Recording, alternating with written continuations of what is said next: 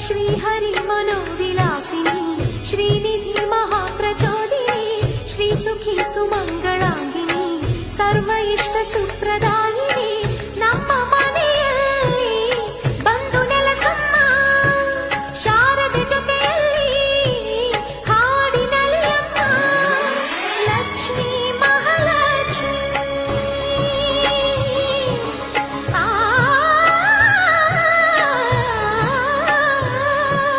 ಲಕ್ಷ್ಮೀ ಮಹಾಲಕ್ಷ್ಮಿ ಲಕ್ಷ್ಮೀ ವರಲಕ್ಷ್ಮಿ ಲಕ್ಷ್ಮೀ ಗೃಹಲಕ್ಷ್ಮಿ ನೀ ನಗುವಾಗಿ ನಗವಾಗಿ ಬಾರಮ್ಮ ಬಡವ